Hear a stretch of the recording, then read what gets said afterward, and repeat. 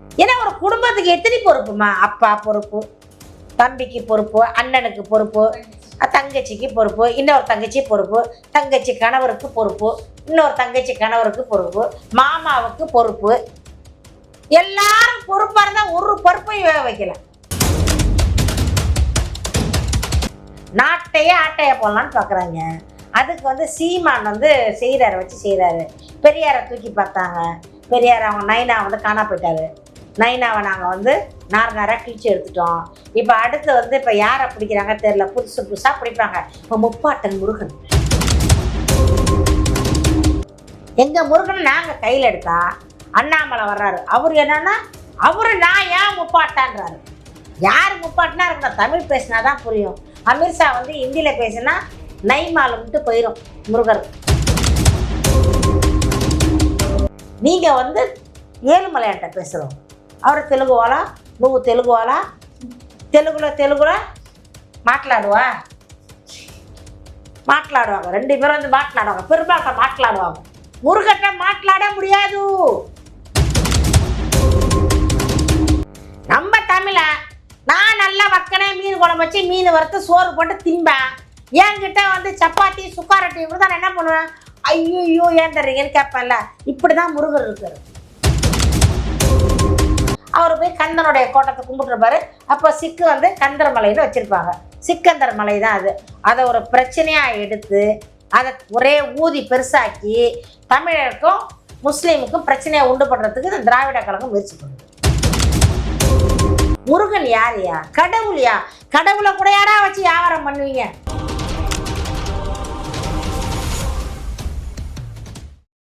அன்புநிதி அவர்களுக்கு பொறுப்பு வழங்கியிருக்காங்க உங்க கட்சியில இருந்துன்னு ஒரு தகவல் வெளியே. என்ன பொறுப்புமா? அது என்ன பொறுப்பு? ஏற்கனவே கொடுத்த பொறுப்பையும் ஒரு பருப்பையோ வச்சுக்கிட்டு இருக்காரு. இவர் என்ன பண்ண போறாரு? பொறுப்பை வச்சு ஏற்கனவே செங்கல்ல தூக்கிட்டாரு. இப்ப என்னத்தை தூக்குறோம்? அடுத்த எலெக்ஷனுக்கு ட்ரைனிங் ஆகிறாரோ? ஏன்னா ஒரு குடும்பத்துக்கு எத்தனை பொறுப்புமா? அப்பா பொறுப்பு, தம்பிக்கு பொறுப்பு, அண்ணனுக்கு பொறுப்பு, தங்கச்சிக்கு பொறுப்பு, இன்னொரு தங்கச்சி பொறுப்பு, தங்கச்சி கணவருக்கு பொறுப்பு, இன்னொரு தங்கச்சி கணவருக்கு பொறுப்பு, மாமாவுக்கு பொறுப்பு. எல்லாரும் பொறுப்பா இருந்தா ஒரு பொறுப்பையும் வைக்கல.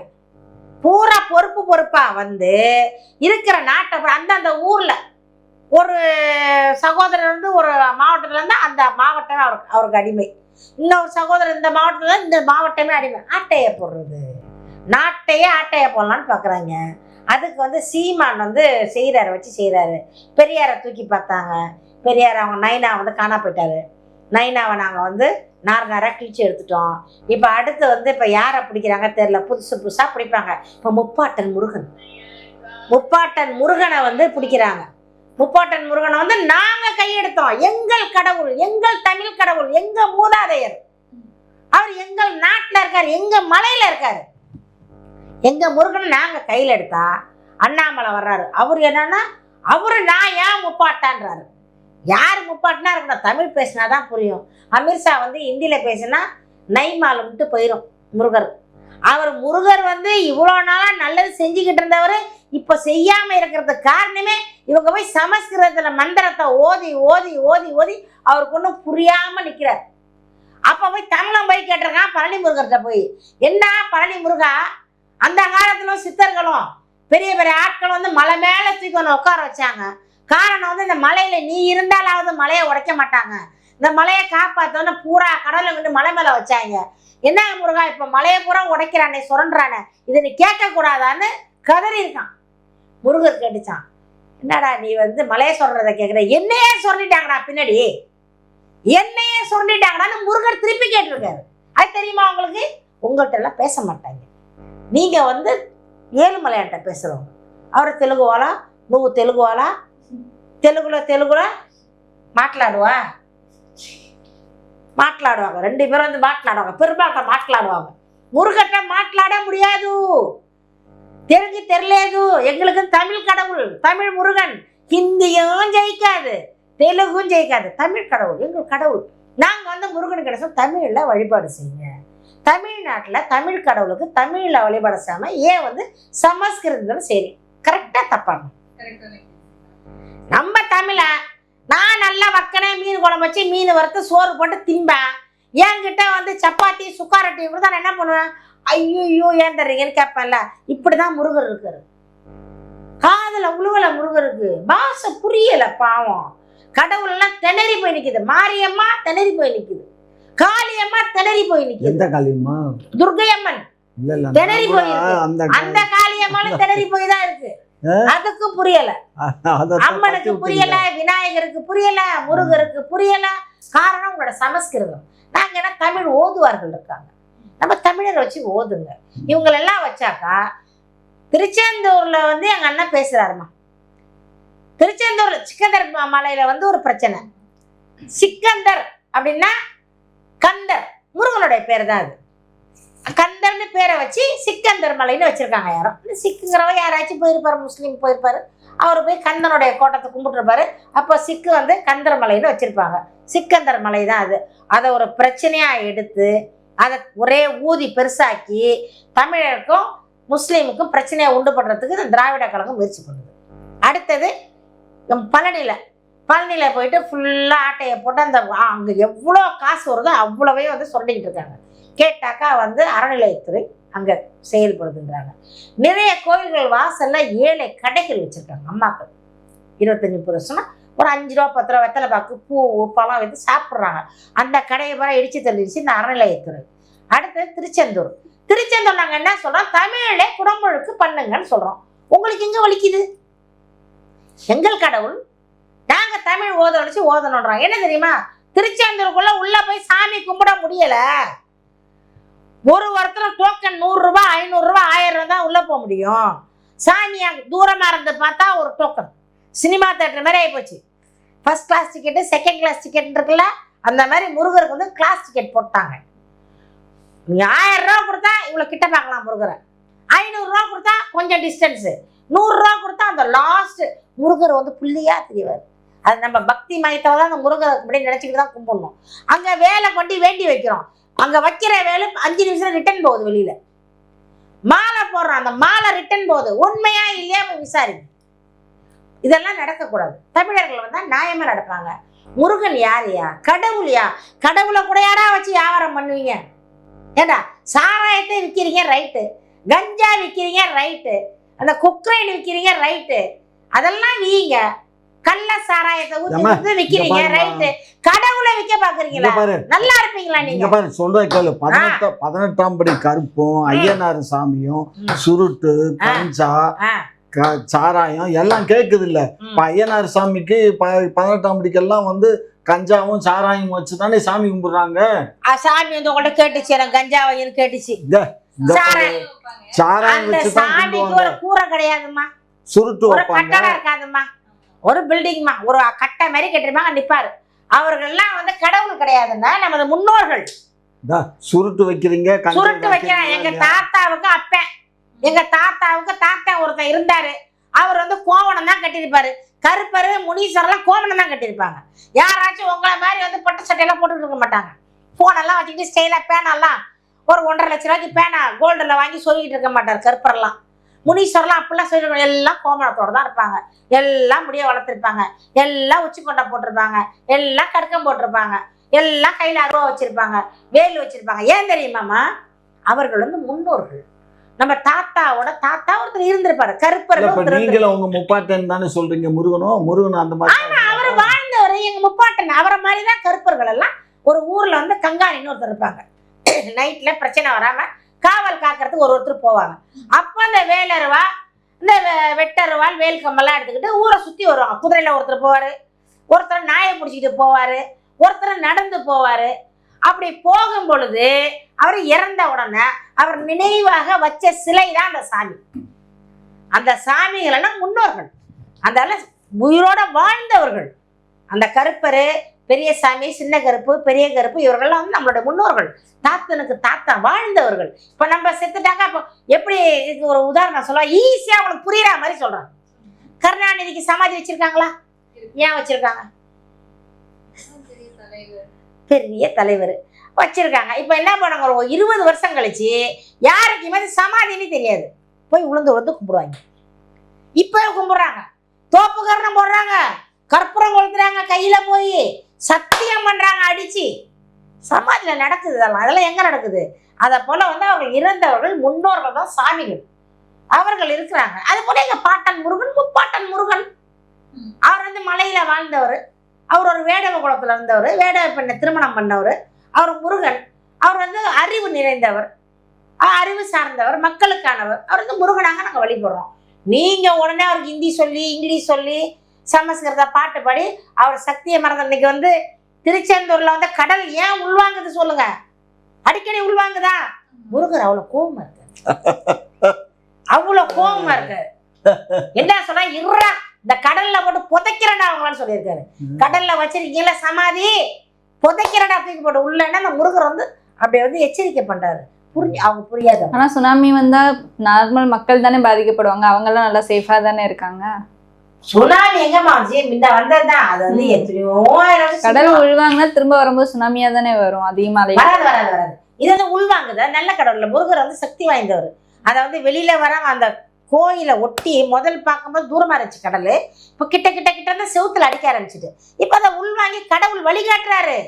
அந்த பில்டிங் வந்து தன்னுடைய வீட்டை, தன்னுடைய கோயிலை, பக்தர்கள் வரக்கூடிய இடத்த பாதுகாக்கிறதுக்காக கடவுள் வந்து உள்ள தள்ளுறாரு. அதான் உள்வாங்கிறது.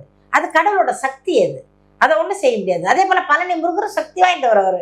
அவர்கிட்ட வேண்டிக்கிட்டீங்க என்ன கேட்டாலும் நடக்கும். அதை கூட ஆட்டையை போட பார்க்குறாங்க. கோயில் அறநிலையத்துறைங்கிற பேர்ல கோயில ஆட்டையை போடுறாங்க. எத்தனை ஆண்டுகள் நீங்க ஆட்சியில் இருப்பீங்க? இதை முடிய போகுது உங்களுக்கு. உங்களோட ஜாதகம் முடிஞ்சிச்சு சாமி, உங்களுடைய அத்தியாயம் முடிய போகுது.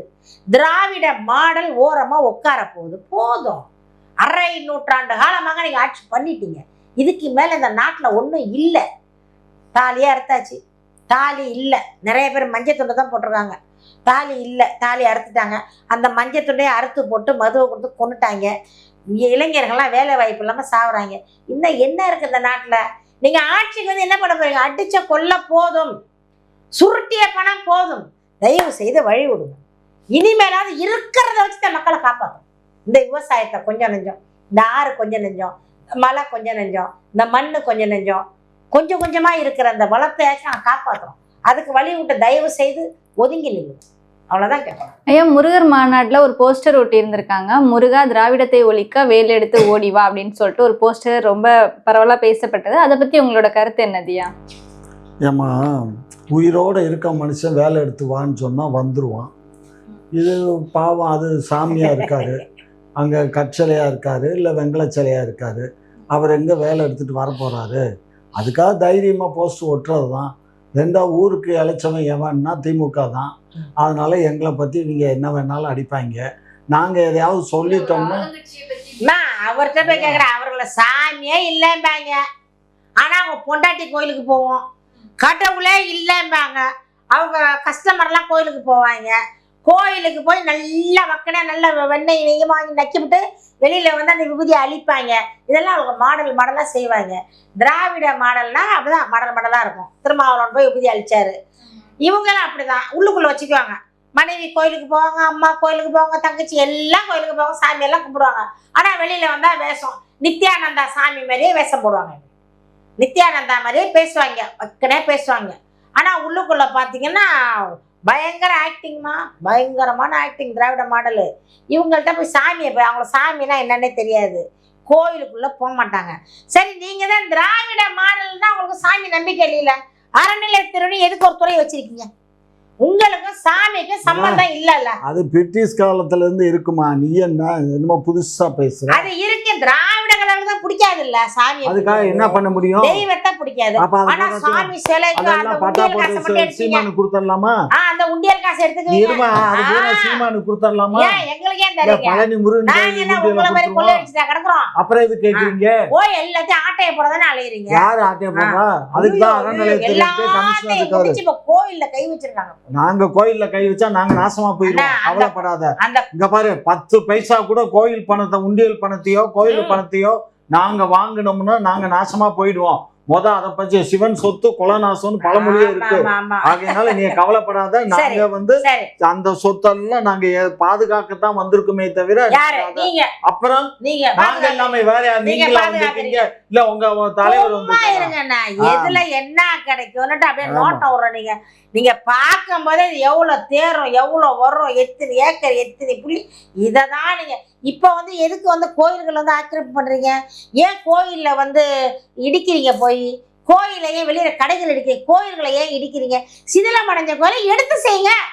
சரி, நீங்க வந்து கடவுளை வந்து கும்பிட மாட்டீங்க, ஆனா கடவுளுக்கு வந்து நன்மை செய்வீங்க. கடவுளை கும்பிட கூறியவர்களுக்கு நீங்க உதவி செய்றீங்க தானே.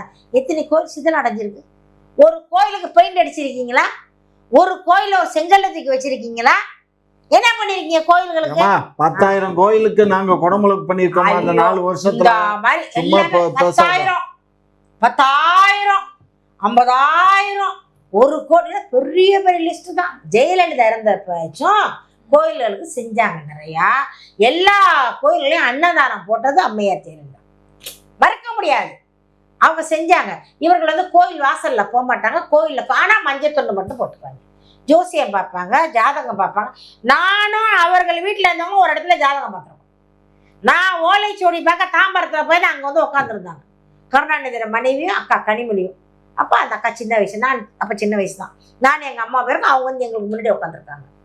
ஒரு இடத்துல வந்து போய் இந்த சாமியார் குறி சொல்லுவாரு, அங்க போறேன், அங்க வந்து உட்காந்துருக்காங்க. அந்த அம்மா எல்லாம் பண்ணுவாங்க, ஜாதகம் பார்ப்பாங்க, ஜோசியம் பார்ப்பாங்க, எல்லாம் பார்ப்பாங்க. பார்க்கட்டும், அது தவறுன்னு நாங்க சொல்ல, நாங்களும் பார்க்குறோம்ல, பாருங்க. ஏன் வேஷம் போடுறீங்கன்னு கேட்குறோம். கும்பிட்டுன்னு சொல்லிட்டு போங்க. ஏன் பொய் சொல்றீங்க? கமலஹாசன் அப்படிதான் வேஷம் போட்டு நடிச்சு பெரிய டார்ச்சர்ட்ட மூஞ்சில அடிச்சாரு, எல்லாரும் மூஞ்சில அடிச்சாரு, அடிச்சுட்டு ஓங்கி உடச்சிட்டு போய் உள்ள உட்காந்துட்டாரு. திராவிட மாடலுக்குள்ள பூந்தாரு கமலஹாசன். பிக் பாஸ் கமலஹாசன் திராவிட மாடலுக்குள்ள போயிட்டாரு, அவர் மாடலா போயிட்டாருல, கூட்டணி போயிட்டாருல, அவர் ஒரு கூட்டணி, அவருக்கு ஒரு சீட்டு கன்ஃபார்ம். திருமாவளவனுக்கு ஒரு சீட்டு கன்ஃபார்ம். இவரு இப்போ இந்த புதிய தமிழகன் ஒருத்தர் வந்திருக்காரு, அந்த ஒட்டகம் மேய்க்க போன ஒரு அபுதாபில, அவருக்கு வந்து ஒரு சீட்டு கன்ஃபார்ம். என்னமா எனக்கு தெரியல, அபுதாபில போய் ஒட்டகம் மேய்ச்சாரு. காணும் ரொம்ப நாள் அவர் வந்து என்ன பேசிட்டு இருந்தாரு. அவரு எம்பி, டாக்டர், அவரு எம்எஸ் படிச்சிருக்காரு, அவர் ஒய்ஃப் டாக்டர், அவர் பையன் டாக்டர், பெரிய ஹாஸ்பிட்டல் இருக்கு உடுமலைப்பேட்டையில.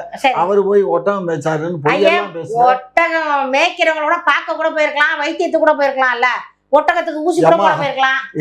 ஒட்டகம் மேய்க்கிறவங்க கூட ஊசி, பெரிய டாக்டர் சொல்றாரு, குடும்பமே டாக்டர் தான். அம்மா டாக்டர், அப்பா டாக்டர், புள்ள டாக்டர், பொண்ணு எல்லாமே டாக்டரா இருக்கு. மேபி வந்து இவர் வந்து அந்த ஒட்டகம் மேய்க்கிற கூட்டிருக்கலாம். ஐயா எங்க ஒட்டகத்துக்கெல்லாம் கொஞ்சம் கோடி நடக்குது, வளர மாட்டேங்குது, குள்ளமா இருக்கு, வாங்கன்னா போயிருக்கலாம், ஊசி கூட போட போயிருக்கலாம். அதை சொல்றேன், கேள்விப்பட்டதுதான். நானே அவர் கூட ஒட்டகம் பார்க்கறது அபுதாபிக்கு போனேன். நான் எந்த அபுதாபிக்கு போனேன், எனக்கு என்ன அங்க வேலை? கேள்விதான். ஏன்னா காணும் இல்லைன்னு ரொம்ப நாள். அவரை எங்க போனாரு அவரு? கேட்டு சொல்றேன். அதை கேட்டு திடீர்னு அப்படியே வருவாங்க, வயசு பொண்ணு மாதிரி இருப்பாங்க. 24 தேர்தல்ல மோடிஜி கூட நின்றாரு மேடையில, அதெல்லாம் பாக்கலையா? அவரு ஜான் பாண்டியா எல்லாம் நின்றாங்கல்ல. அப்படியா? அப்படியா? நீ கண்ணை மூடிட்டு பாத்து. அரசியல் பண்ணல அவரு. ஏன் பண்ணா? அரசியல் பண்ணாமல அப்படின்னா அங்க போய் அப்பப்ப இப்ப வந்து எலெக்ஷன் வருதா, வந்திருப்பாங்க. அதான் ஒரு சீட்டு அவருக்கு. அது எப்பனா வரட்டும், மோடிஜி கூட நிக்கட்டும், யார் கூட வேணா நிக்கட்டும், அவருக்கு ஒரு சீட்டு, திருமாவளவனுக்கு ஒரு சீட்டு, அப்புறம் யாரு இந்த நிறைய கட்சி, ஒரு 9-10 கட்சி இருக்கு, எல்லாத்துக்கும் ஒரு சீட்டு. எல்லாருக்கும் வந்து இப்போ அடைக்கலாம், திமுக அடைக்கலாம். ஏன்னா 27 எலெக்ஷன் வருதுல்ல, இப்போ எல்லாம் வருவாங்க. இப்போ யாருன்னா டார்கெட்னா யார் இந்த பேசாதவன் பாக்கி யாரு? இந்த கட்சியில் இருக்கவன் பேசிட்டாங்க, ஆமணி பேருந்து பேசிடுச்சு, அந்த கருவாட்டு கடை பேசிடுச்சு, அந்த எறா கடை பேசிடுச்சு, இந்த இவர் வந்து கோட் சூட் போட்டவர் மைனர் குஞ்சு, அவர் பேர் என்ன? நீ பேசுறது யார பேசுற? யார? மைனர் குஞ்சுனா யாரு? இவரு அம்பேத்கர் வேஷம் போட்டு விட்டார்ல எல்லாருக்கும், அவர் அழகு பார்க்கிறார். திருமாவளவன் தன்னுடைய தொண்டர்களை எல்லாம் அம்பேத்கராக நினைக்கிறார், நண்பர்களை எல்லாம் அம்பேத்கராக நினைக்கிறார். நல்லதுதானமா? இப்ப நான் தப்பா சொல்றேன்? எல்லாரையும் அம்பேத்கராக பார்க்கிறார். ஆமா, அது என்ன கட்சி? அது விடுதலை சிறுத்தைகள் கட்சியில இருக்கும் அத்தனை பேரும் அம்பேத்கர்கள். அம்பேத்கர்கள் நிறைந்த கட்சி திருமாவளவன் கட்சி. வாழ்க வளமுடன். ஆனா தப்பா சொல்லல. அவர் ஏன் விபூதியை உள்ள வச்சாரு? அம்பேத்கர் விபூதி வைக்க மாட்டாரா? வைப்பாரு. விபூதியை உள்ள வச்சாரு, வெளில வந்து அவரு புத்த மதத்தை தழுவினவர், அவர் எங்க விபூதி வைப்பாரு?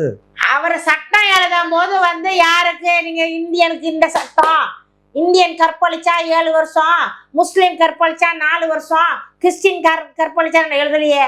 சட்டத்தை பொதுவாக எழுதியவர் அம்பேத்கர். பொதுவானவர், மக்களுக்கு பொதுவான, இந்தியாவுக்கு பொதுவானவர்.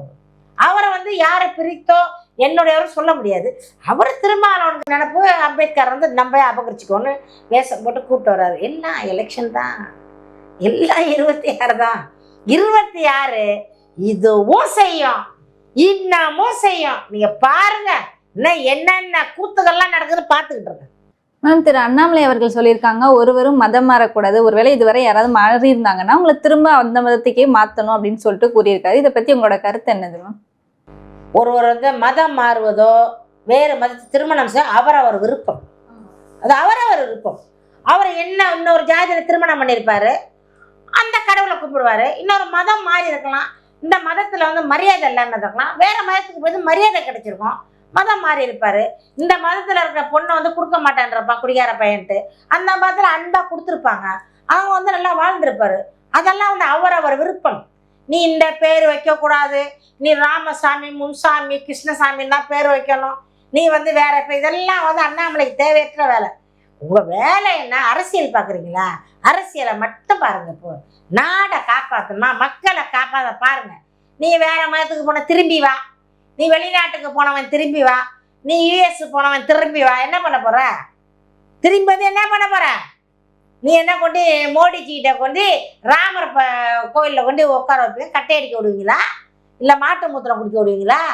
அவங்கள போய் திருத்துங்க. போ இந்த மாட்டு மூத்திரம் போய் அப்படி பேயும் போது அது பேஞ்சு கொஞ்சம் இறங்கிடக்கூடாதான், சூடாரிடுமா, அப்படியே கிட்டத்தில் போய் பிடிச்சி குடிக்கிறாங்க, சுட பிடிச்சி குடிக்கிறாங்க. மாட்டு மூத்திரத்தெல்லாம் என்ன இருக்கு கருமம்? மாட்டு மூத்திரத்தை குடிக்கிறாங்க. சாணியை கூட தோசை விட்டுக்கணும்னு நிம்பாங்க. கிச்சனில் போய் பார்த்தா தெரியும், சாணியை சப்பாத்தி படுத்திப்பாங்க. கேட்டால் அது வந்து கோமாதாவின் மலம், இது கோமாதாவருடைய இது நீர் குடிக்கிறாங்கல்ல, அதெல்லாம் வந்து அவருக்கு இதில் போயிட்டு நம்ம ஆள்லாம் சேர மாட்டாங்க. அதெல்லாம் அது மூத்திரம் குடிக்கிறதுக்கு ஒரு குரூப் இருக்குது, மூத்திரம் குடிக்கிறதுக்கு ஒரு குரூப் இருக்குது, அது அவர்கள் அங்கே இருப்பாங்க. இவர் என்ன அண்ணாமலை வந்து நல்லா பேசுகிறாரு, அறிவார்ந்து பேசுகிறாரு, திறமையானவர். ஒரு அநியாயத்தெல்லாம் கேட்குறாரு, ஒரு வழியில் பார்க்க போனால் எங்கள் சீமானனை மாதிரி கொஞ்சம் ஃபாலோ பண்ணுறாரு. அதனால் இளைஞர்களுக்கு பிடிக்கும் அது. அதனால் வந்து இந்த முருகர் வேலை தூக்கிட்டாக்கா அவர் வந்து பெரிய இதாகிடுவாரா, தலைவராகிடுவாரா? நீங்கள் தலைவராக இருங்க, நீங்கள் மாநிலத்தில் இருங்க, மண்டலத்தில் இருங்க, நீங்கள் வந்து இந்தியா லெவலில் இருங்க, உலக லெவலோட தலைவராக இருங்க, யாரும் வேணான்னு சொல்லலை. ஆனால் இங்கே முருகனை சொல்கிறதுக்கு உங்களுக்கு என்ன இருக்குது? நீங்கள் முருகன்கிட்ட போயிட்டு முருகனா கூப்பிடுங்க, மோடியை கூப்பிட்டு என்ன சாமின்னா ஓ முக்கா முருகா அம்பாரு. முருகன் அழுதுருவார். ஏற்கனவே ஒரு தமிழ் புரியாமல் அழுதுகிட்டு இருக்காரு. இவர் வந்து வேலை தூக்குறாரு கையில். எதுக்கு தூக்குறாரு இவர்? அங்கே போய் நின்ன கூட்டம் பூரா 5 லட்சம் பேர் வந்துட்டாங்க, எல்லாம் எங்கள் பிஜேபி கூட்டங்கிறாரு. பக்தர்கள் அவர். ஒரு விழா நடக்கும்போது முருகர் சிலையை வச்சுருக்காங்க, அட்ராக்ஷனாக வச்சுருக்காங்க. பெரிய சிலையத்துக்கு மேலே வச்சுட்டாங்க. எங்கே இருந்து பார்த்தாலும் முருகர். என்னப்பா முருகர் தெரியுது? மக்கள் பூரா போய் நின்றுருப்பாங்க, முருகனை கும்பிட்டுருவாங்க, திருச்செந்தூர் முருகனை கும்பிட்டுருப்பாங்க, அன்னதானம் கொடுத்துருப்பாங்க, வாங்கி சாப்பிட்ருப்பாங்க, அதோட போயிருப்பாங்க. போனவங்களாம் உறுப்பினர் சேர்க்கை முகாமில் சேர்த்துட்டாங்களா? அங்கே 5 லட்சம் பேர் வந்து பிஜேபிக்கு வந்து நாங்கள் வாக்கு செலுத்த போகிறோம் சைன் போட்டாங்களா? அதெல்லாம் சும்மா கதை. இவர் வந்து மோடிக்கு வந்து செயல்படுறாரு அண்ணாமலை. அவருக்கு நினைப்பு வந்து எப்படியாச்சும் பிஜேபியை வந்து இங்கே கொண்டாந்துடணும், கால் ஊன்ற வைப்பேன் அப்படி சொல்லிட்டு அண்ணாமலை வந்து பிடிவாதமாக இருக்காரு. அம்மையார் சொன்னதுதான், இந்த மோடியும் வேண்டாம் வேண்டே வேண்டாம் சொன்னாங்கல்ல, சொன்னார்ல அவர், அந்த அம்மா சொன்னாங்க. அதே போல இந்த மோடி வந்து வேண்டாம்னு அம்மா சொன்னது தான். மக்கள் ஏற்றுக்க மாட்டாங்க. மோடி இருக்கட்டும், அவர் பிரதமராக இருக்கட்டும், அவருக்கு நிறைய வேலை இருக்கணும். அவர் அமெரிக்கா போவார், ஆப்கானிஸ்தான் போய், இந்தோனேஷியா போவார், இங்கிலாந்து போவார், பிலிப்பீன்ஸுக்கு போவாங்க, அமெரிக்கா போவாங்க, அவர் மலேசியா போவாங்க. அவர் வந்து பெரிய ஆள் மோடி. அவர் போகட்டும், நாடாக சுற்றட்டும், நாட்டில் வளங்களை பார்க்கட்டும், அதை கொண்டு வந்து இந்தியாவில் சேர்க்கட்டும், அவர்களுக்கு கற்றுக்கிட்டோம். மாணவர்கள்லாம் வெளிநாட்டுக்கு போகிறாங்க, எல்லாம் செய்யட்டும். தமிழ்நாட்டுக்கு உங்களுக்கு ஏயா? தமிழ்நாடு ஏன்? தமிழ்நாடு தமிழர்களோட நாடு. விட்டு வைங்க, இதையாச்சும் கொஞ்சம் விட்டுருங்க தயவு செய்து. நாங்கள் ஆள்றோம், காப்பாற்றுறோம்.